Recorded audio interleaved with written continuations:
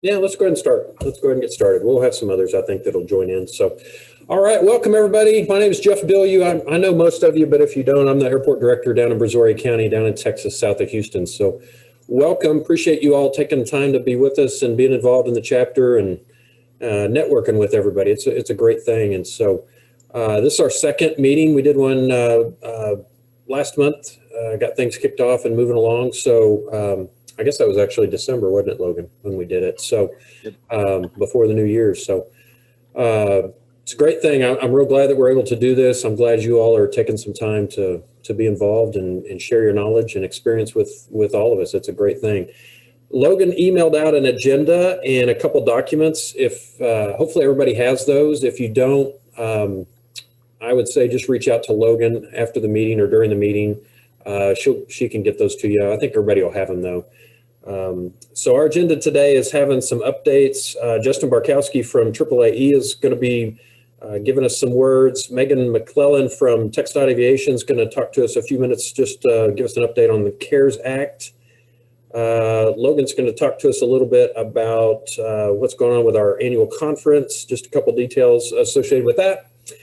There's also an NFPA 407 issue that's out there that I'll just give a few words on, and then we can see where that stands. If we want to have some more discussion, there's some webinars and other stuff we can refer people to. And then we'll look at a next meeting date. So not a super long agenda. I think it's going to be some great information though. Justin, I have you on first. If you're ready, we'd love to hear some words from you on AAAE, the GA committee, what's going on in DC, anything that you feel would be good for us to hear at this point in time. So thanks for joining us. Yeah, well, thanks, Jeff. You hear me okay? Yeah. Great. Well, thanks, Jeff, for having me. Always nice to get out to the chapters and see you all. And having come from AOPA before AAAE, say what you will about AOPA, but I do have some background in the GA world, so I'm glad I could join you all and share a few updates on kind of issues that we're working on. I just kind of created a small list of things that I'll kind of run through, but if there are other issues or things that you want to talk about, I'm more than happy to try and do that. I figured we could start probably with the most important and most impactful issue we've all been dealing with, the COVID-19 stuff. I saw Megan was going to cover sort of the airport coronavirus response grant program that FAA is developing out, so I won't say too much on that other than we're waiting for grant award amounts on that, so to be continued. We'll have more information out at some point, but would defer to Megan on that particular issue. Operationally and just on the COVID issue, the biggest thing we've been dealing with the past week and a half is the executive order that came out a day after President Biden was sworn in as president, the mask mandate. So you may have seen that CDC did put out an order over the weekend that now requires masks to be worn. In the GA world, there's been some questions about whether or not it applies to GA airports, and it does. The enforcement mechanism is a little bit different between GA airports and our friends in the commercial service world. They've been hit with the security directive from TSA that actually requires the law enforcement personnel at commercial service airports to help enforce that mandate. So nothing I don't think for you all to worry about, but just wanted to bring that up because we have gotten some questions about what the executive order and the CDC order that came out, what that means for the GA community. So it does apply, but the enforcement piece is going to be a little bit difficult given that it's the federal government. They're not going to have the resources to come out to your airport. Won't get into the politics of that, but I mean that's just kind of where things stand on the mask issue. The other thing that we've been dealing with is the COVID-19 testing requirements for passengers arriving into the U.S. from foreign countries. So you may have seen that went into effect on January 26th. So some of you, if you're a port of entry or have CBP facilities at your airport, that may be affecting you a little bit. Obviously, the questions have come up on who's responsible for documentation and verification requirements to actually ensure that someone coming into the country actually has the negative test, and that responsibility lies with the aircraft operator. It's not the airport, it's not even CBP. It really is up to the operator themselves. So again, we've gotten questions on that. Just wanted to hit on that. The other thing we've been focusing on is domestic testing and travel requirements. So there's been some chatter about the federal government requiring COVID-19 negative tests before you travel domestically. Don't have too much to say on that other than we're pushing back on that significantly at the federal level. So we'll have more, I'm sure, at some point in the coming weeks, but just wanted to flag that issue. Continue to work on the tower hour reductions. So you may have seen some of your ATC facilities have been disrupted from controllers testing positive or having been exposed to the coronavirus. And we're trying to get those hours restored as quickly as possible. Would love to hear how that's impacting you all, if at all. But that is another issue we continue to work on. And then vaccine distribution and logistics. So, some chatter about how airports are either helping with the vaccination effort. Some GA airports are helping, using their parking lots or facilities to help distribute, or even, questions about mandating vaccines for the workforce, for your staff, or really anything and everything about vaccines. Obviously, this is playing out differently depending on which state you're in or which county or city you're in. But there's clearly a lot of talk about vaccines and making sure that the transportation workforce, essential workforce, is up at the top of the priority list so that there's as minimal disruptions as possible. The big piece that you may be interested in is just on the controller side. So there is no sort of federal supply that's going to be provided to our air traffic controllers. So unfortunately, they are having to get their vaccines at the local or state level. So a number of airports are trying to get them plugged in to the local health authorities to make sure that they're receiving and will be at top of the list to get a vaccine, because that will help eliminate as many disruptions as possible to the NAS if we can make sure our controllers are vaccinated. So that's kind of the COVID stuff. I mean, there's a lot on that front that we're still working, but some of it's GA related, some of it's more geared towards commercial service, but I definitely think the GA community will be impacted by a lot of these ongoing issues, and would love to hear feedback from all of you on any of those things. Just a few other things to highlight before I kind of open it up, and again, would love to talk about anything that you want to talk about. On the noise front, FAA did put out the results on their neighborhood environmental survey, which has been known more informally as the aircraft noise annoyance study that FAA has been doing for many years now. They finally released the results. So that's causing a lot of, raising a lot of questions about how we're managing noise in a lot of our communities. The survey results were included in a Federal Register notice that requested comment from the airport community, other interested stakeholders, and the public. So we're planning to respond to that before mid-March. So it's really kind of a request on everything that FAA is doing on noise. And if you didn't see the noise results, I think to no surprise, it showed that community members are highly annoyed, more so than what the last study in this area found back in the early 90s. So this was to update many of the results that occurred back in the 80s and 90s. And so no surprise, more people are annoyed by noise. It's just a matter of what do we do about it. We've been assured that there's no policy changes at this point in time being proposed or recommended. This is just more data for them to be considering at this point in time, but clearly it's something that we need to be prepared to respond to here soon. One issue on CBP, if you're a user fee airport, this is not really my issue. We have a colleague here that handles this issue, but for airports that do have user fee facilities, I believe there's 63 of them, 64 of them across the country. A lot of unexpected rate increases last year that we're still trying to push back on with CBP. So we're going to be engaging more with those airports, with those facilities.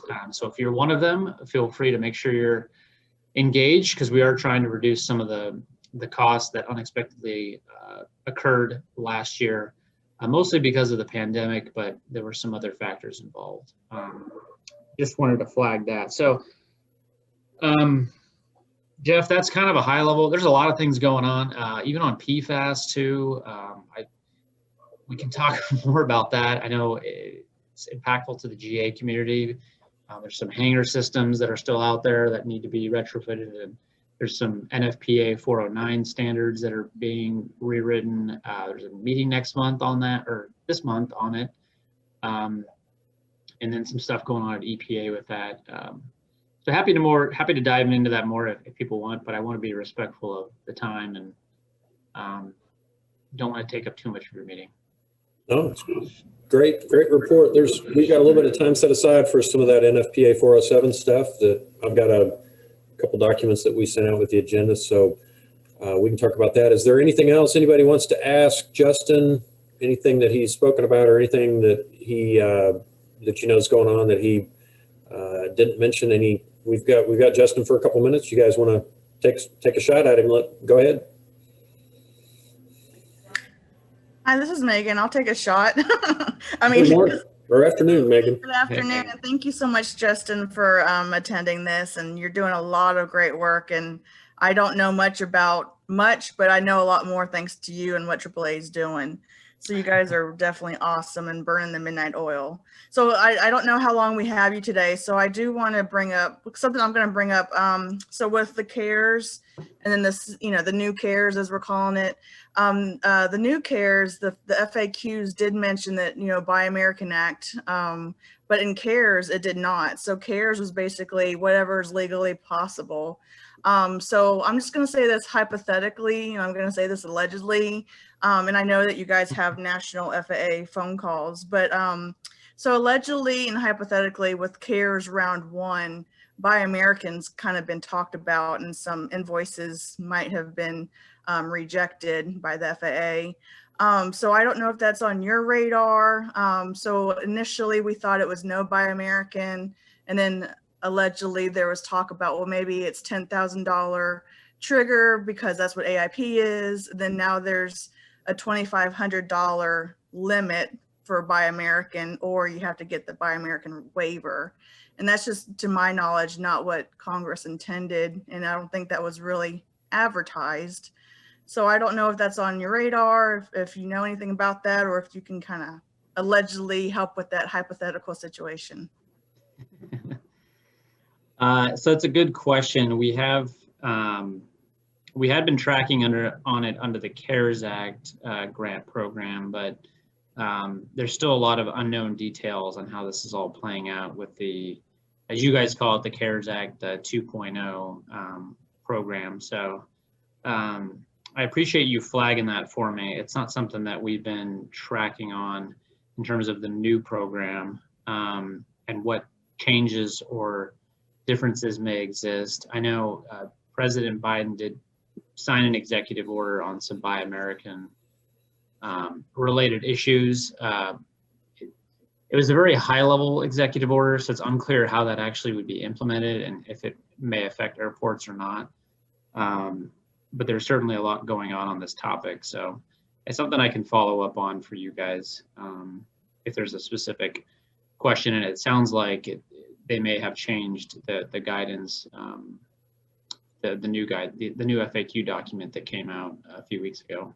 Well, and I guess I'm talking about like round 1 of CARES. So I don't know if Buy American was really talked about much with round one, but I don't know if it was something like after the fact, the FAA said, well, we've got to meet this requirement. And, I'm all about that too, but, just let us know and give us some trigger points. And, if let's say hypothetically an invoice was over $2,500, it might hypothetically get rejected. So. Yeah, and I know, I think they had changed that in the subsequent iterations of the document. So I don't think it was as clear in their first couple months of the program. And then I think they did clarify that it did apply. But you're right. I don't know if there's a specific dollar amount or threshold that applied to that.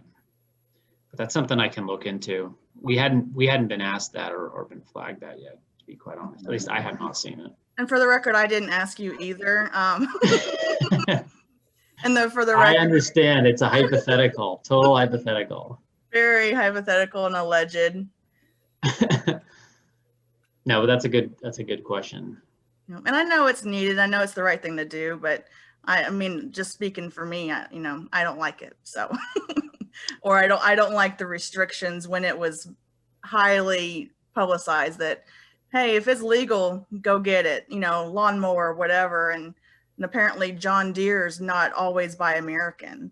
So it's like if someone got a John Deere lawnmower and now there's, hypothetically sweating, well, I didn't know that this was Buy American and I would need a waiver. And yeah, that makes sense. well, thank you. I appreciate it. And thank you again for everything you're doing. You're definitely, we definitely need to have a moment for you whenever we all get together again. Just a big high five. Well, thanks, Megan. You're being way too kind, but I appreciate all the support and everything you guys do too. Any other questions for Justin? Or issues that you're going through. I mean, it's always helpful to get feedback too on, problems like the Buy American thing. If there's other issues that you're dealing with, those are always helpful to know too. I'll put a plug in. AAA's got a great GA committee. It's very active. There are subcommittees, 5 or 4 or 5, 6, I forget. There's great subcommittees even within that. They do a lot of work. They're really tracking, like he's saying, tracking lots of issues, and it's a very active committee. I love it. If you all aren't members of AAA, and if you're not on that committee, I would highly recommend getting involved and doing that. There's much to learn.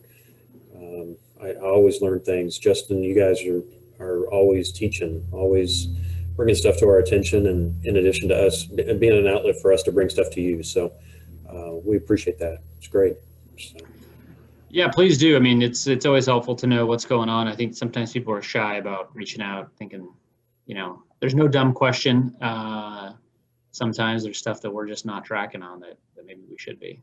So awesome. Justin, hang with us if you can, because yeah, I will. I'll be on. We'd love to have you. And Megan, I'm going to cue you up. Just give us whatever you know at the moment about CARES, and it doesn't necessarily have to just be Texas. I know you're with TxDOT, but in general, just kind of tell us what you know and if there's anything new over the last week or so.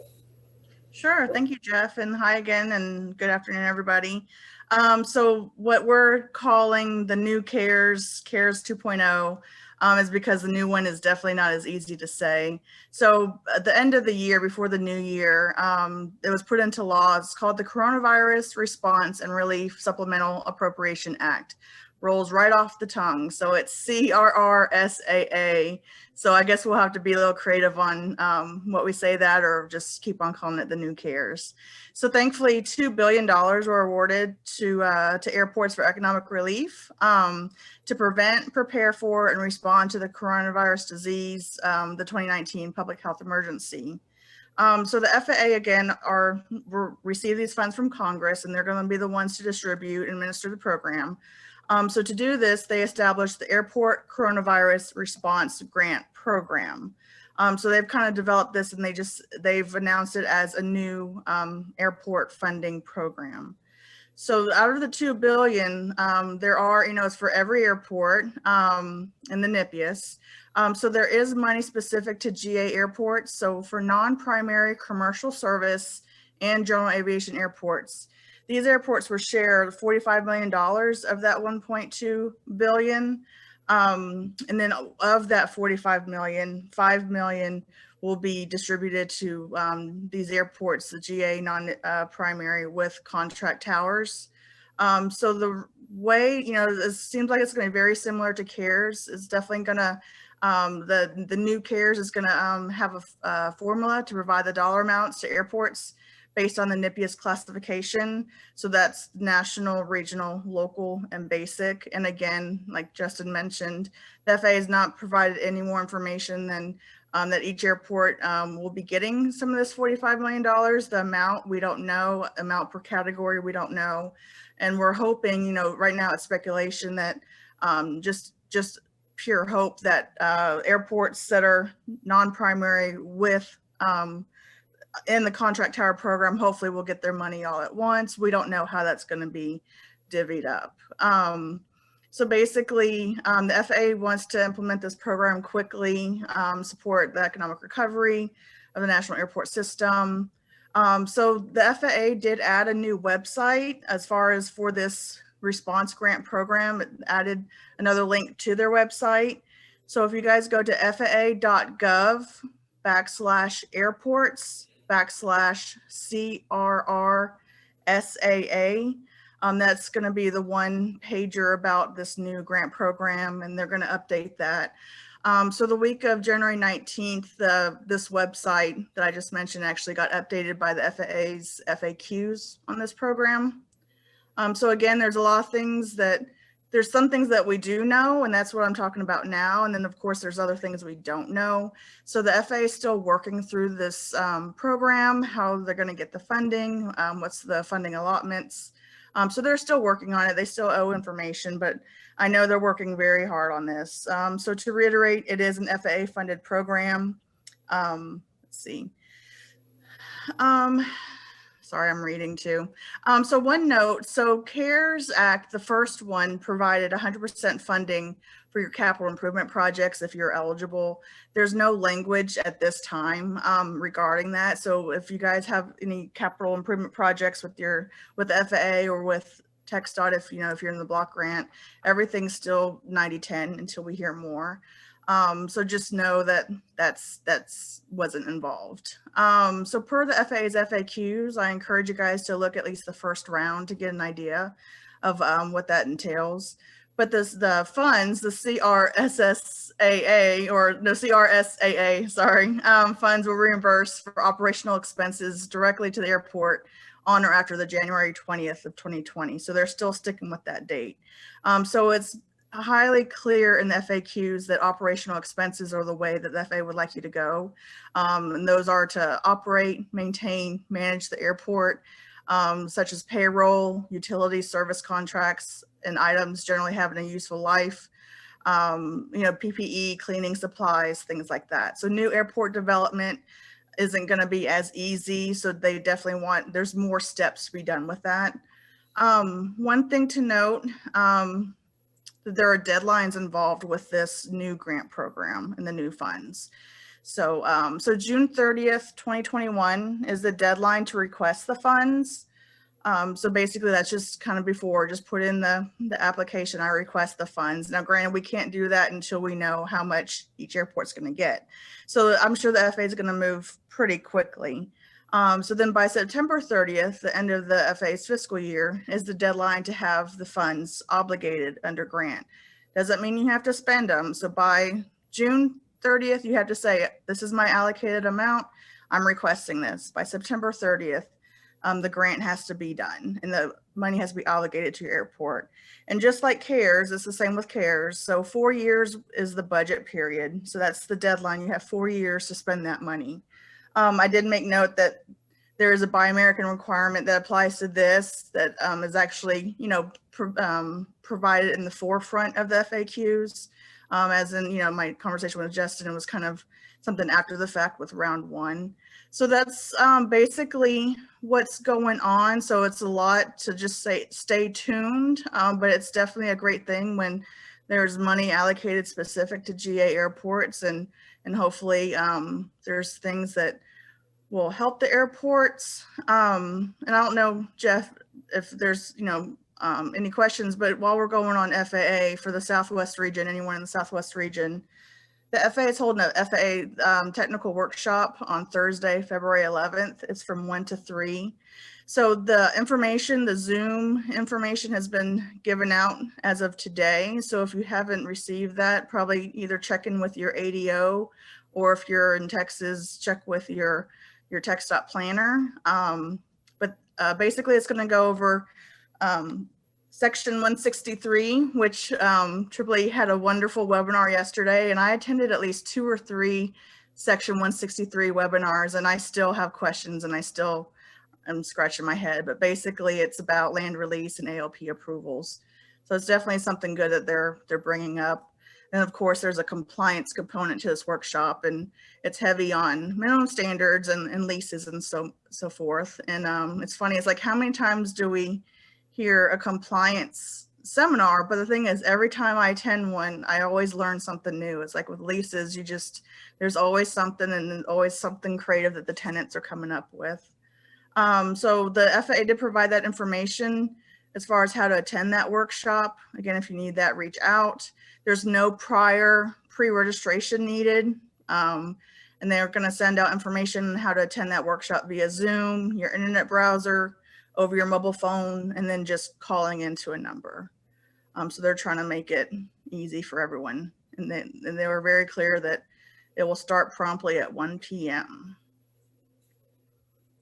So that's what I know. And then, like I said, Justin knows all. So I'm just kind of riding his coattails. I just appreciate the ability to kind of relay this to you guys, but Justin's in the know for sure. Well, I'll throw the first question on CARES. Did I understand from it may have been the GA committee meeting last week, Megan or Justin, if you have a contract tower on your airport, or is there a chance that you would see a second little dip of money coming from that avenue? That's what we're hoping, and that's what we're expecting. I don't know if you know, Justin, but basically all non-primary, right now FAA is just saying there's $45 million for non-primary airports. Of that 45, $5 million will be distributed equally to anyone within the contract tower program. So basically any NIPIS non-primary, they're going to get $40 million, and then there's going to be $5 million set aside for those in the contract tower program.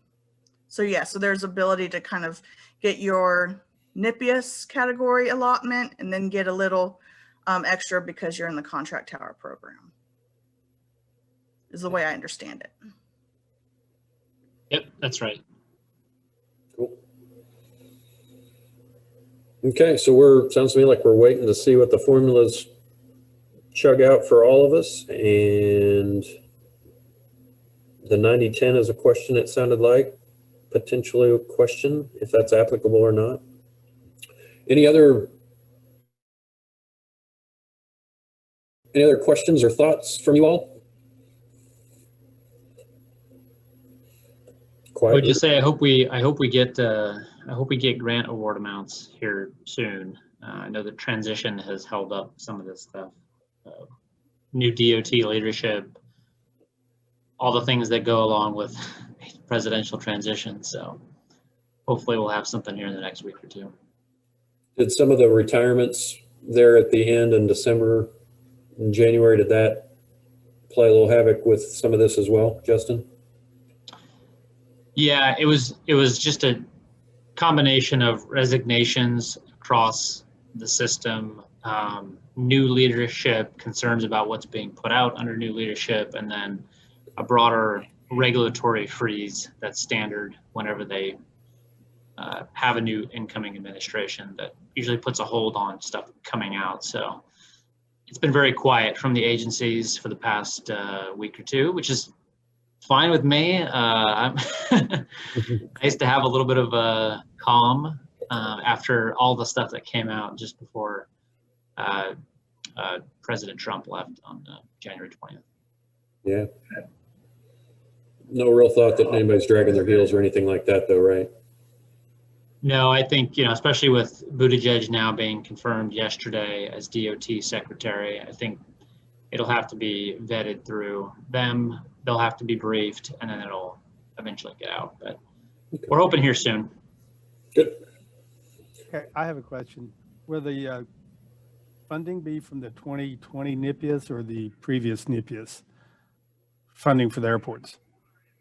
That's a great question, and I definitely understand why you're asking that. So it's send the most recent. So I don't know, Justin, if you know, because that's going to make a difference in a bad way and a good way for people.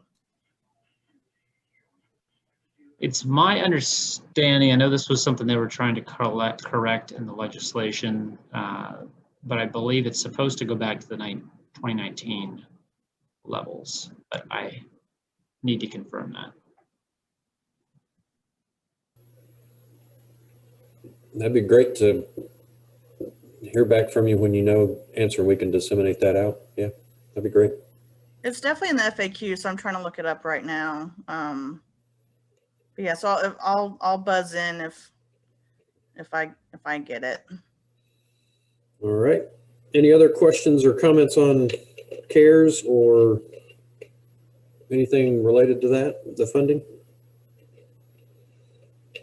All right, let's move down the agenda one more. Let's, Hey, Jeff, real quick, Yeah. sorry about that. And Mike actually, definitely asked a very important question.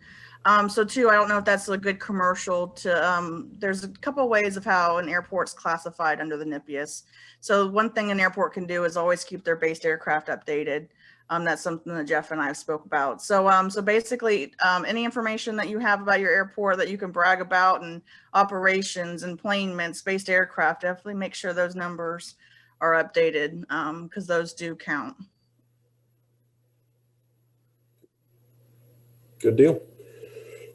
All right, who does not know about the NFPA 407 issue that's rearing its head right now? I don't know if anybody want to raise their hand or unmute or anything like that, but there is a definite issue that's brewing, and it's not a good thing. Attached to the email from Logan, there's a couple documents, one from NATA, and I was able to grab one from my airport's fuel supplier, AvFuel. We got some a one pager from them. If you all are not familiar with this, there's a proposed change to NFPA 407 that is going to require fuel farms on airports to add some overfill protection equipment or spillage, however it's best defined. And so it's what it boils down to is it's going to require airports to add equipment to both the fuel farm and the refueling trucks. As I understand it, it's equipment that's going to talk to each other to ensure that not only do you have the dead man switch or that component, but you're going to also have an electronic overfill contingency to also be in effect as you have fuel going from your farm to your truck. And so the most concern, I think there's two in my, you all may want to chime in with some other concerns, but number one is the cost of this. What's being estimated is anywhere from 6,000 to 10,000 per, and I'm going to say per pump. You can have two tanks and one pump that pulls from that system. And so 6,000 to 10,000 per pump is how I'm looking at it. And then it's going to be another 2,500 to 3,500 per refueling truck with the equipment that talks to that other equipment in the fuel farm. So that's the first level of concern. The second level of concern is the way the change is written as of now. There's a end of June 2021 compliance date. So that's literally 4 or 5 months away. And so I think I don't want to say it's snuck up on us, but I think there was some really good hope out there that that this would be challenged through NFPA and that it would be in some way modified or even put off, but that did not happen. And in talking with some folks yesterday, I think there's one more chance. The technical committee, or I forget the exact name or nomenclature for it, but the technical committee at NFPA is going to have one more meeting this week, and there is scheduled to be one more public comment period held shortly thereafter. So maybe even next week we might see that, where we can all chime in one more time with our displeasure, our hardships that's going to come from this, all those different things to try and argue this point. And so just it's huge to us here. We have 2 fuel farms. We have 3 active refueling trucks. So we're looking at 50 grand is what my initial thought is. And then the question is, I'm just one airport. So, you know, every airport in the country is going to be calling to try and get this equipment and then to get the installer to come in and put it in. So how is that going to even think about working before June, you know, the end of June? So the other thing I learned yesterday, which was interesting just to understand how the whole thing works. NFPA obviously is fire code, so it falls on your fire marshal that has jurisdiction on your airport to, at the end of the day, look at all your compliance with NFPA. So in our case, it's our fire marshal that's going to determine some of the aspects of this, whether, you know, in my case, if our fire marshal would give us not a waiver, but a grace period to comply, you know, questions like that. If in fact this change remains in effect past next week. So I don't want to belabor it too much. There's information there. There's a couple webinars that are out there. If you're an NATA member, you can get on and look at a webinar that they've done. I know that AvFuel did a webinar on this. The other thing I've learned is all the fuel suppliers are all involved and represented on this effort. They're all working together on our behalf to make sure that the hardship and the realities of what this is all about is truly understood by NFPA, and so you can all reach out to whoever your individual fuel supplier is, and if you don't already know what's going on, if you need some more information. With that, I'm going to stop. If there's any other comments, any questions, I know Justin might have a little bit of insight. There might be some others on the call that have some other real life experience up to this point, but just wanted to bring that up, point it out, and make sure you guys were all aware of that. But are there any other comments?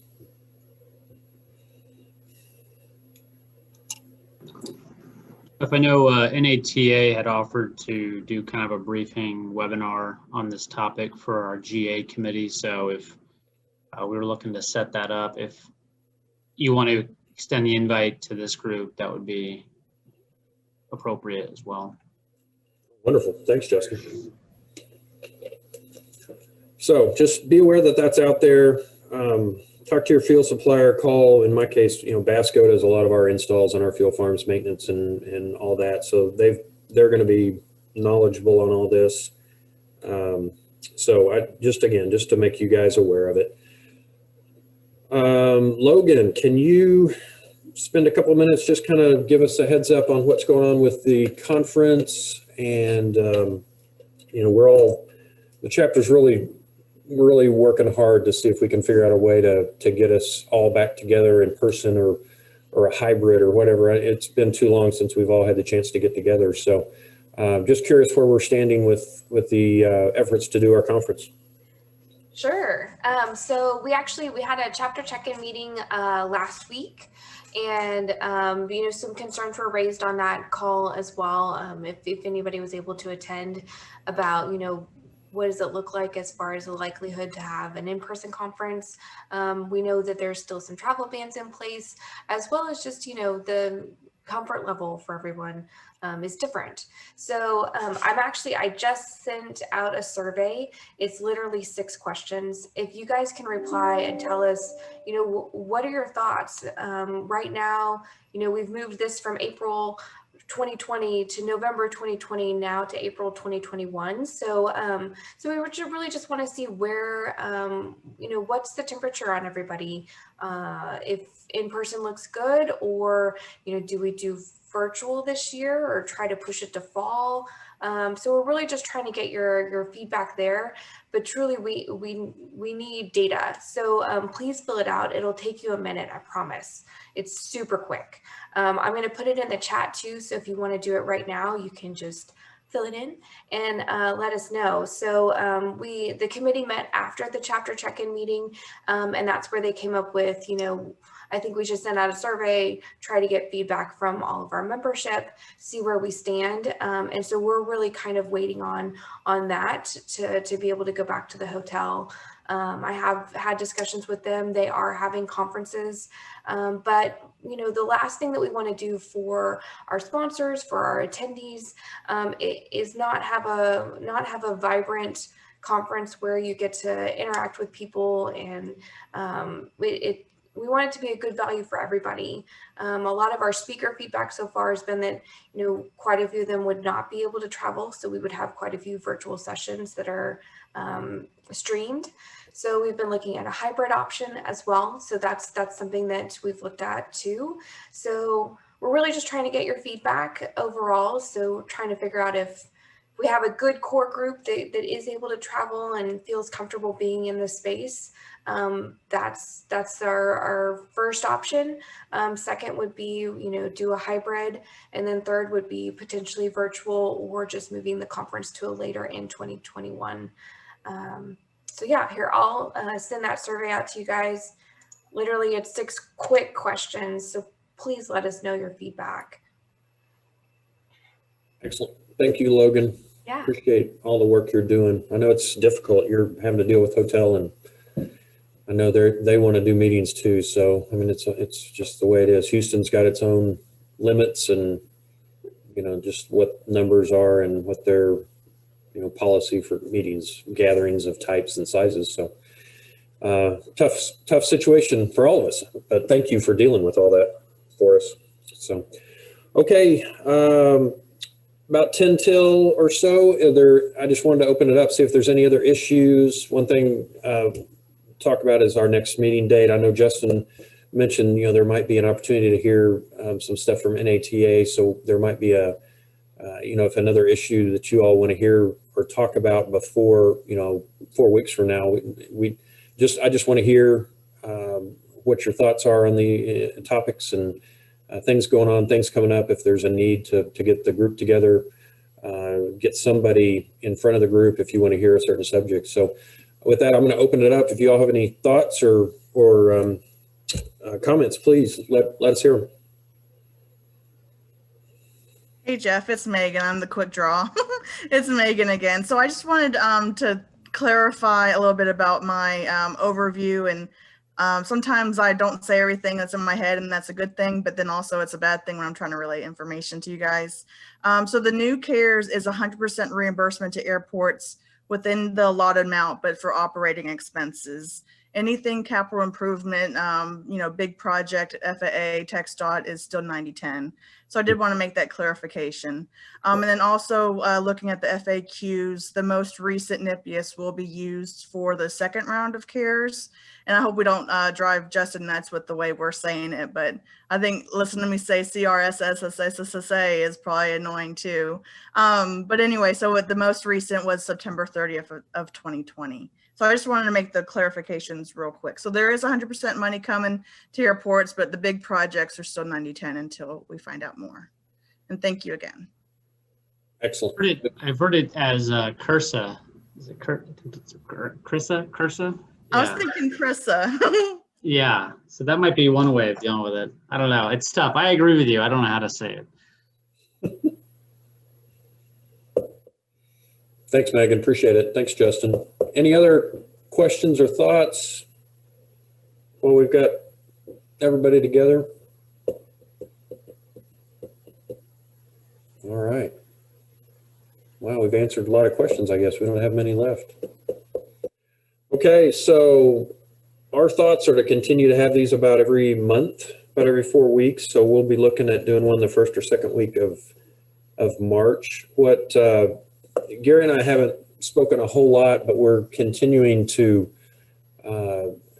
discuss trying to bring folks like Justin, like Megan, other folks that have knowledge on topics or subjects into the committee and let them kind of start everything off and give us updates or brief us on issues. So we'll continue to try and do that. A couple things that I'm hoping to do, Gary and I had started, and hopefully we'll finish up in the next few weeks, is reach out to all the states in the chapter and see if we can get representation from their aeronautics commissions, whether it's their director or one of their planners. And so we have a great representation and a great way to bounce questions off of each of our states, knowing that, you know, even Kansas is in a different region technically. So just thought that would be super helpful to get perspective and those experienced folks on the committee. So, and then the other thing I was hoping to do over the coming months is have not only AAAE, but have some of the other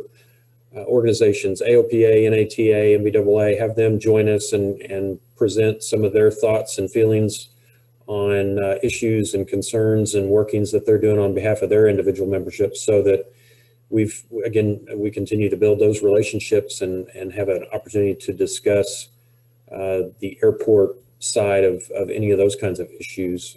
Communication is really good on all of these issues. There's always two sides to every issue, sometimes even more. And so it's important, I think, that we continue to drive those relationships, and you know, that'll spill over to the regional and the national level and help Justin and AAAE, and it'll help the other organizations too, just see perspectives and hopefully solve problems better and quicker. So those are some things. There were some other topics that were brought up on the last meeting. I know that from the consultant side, there was an ask that we give an opportunity for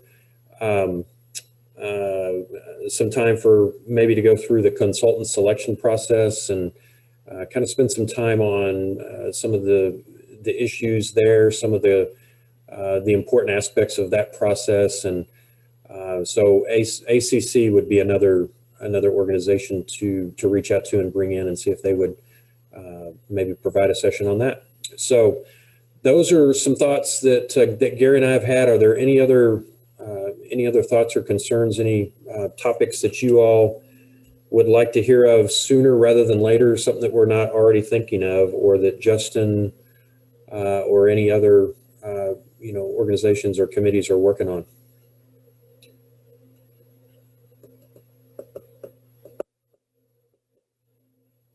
All right, I'm not hearing any. So, all right, are there any closing remarks? Anybody have anything before we head out? I don't hear anything. Justin, thank you, sir. I appreciate your time. Appreciate all the efforts you guys at AAA are doing on behalf of airports. You guys do amazing things with the folks you have, the resources you have. It's fun to watch, and it's fun to see the fruits, things that happen, and it's fun. You can always see, to me, if you look hard enough and dive into the details, you can always see where AAA had a little hand in some things that happen. It's fun. It's fun to see, and we're grateful for that. So, again, pass that along to all your folks, that we appreciate everything you guys do.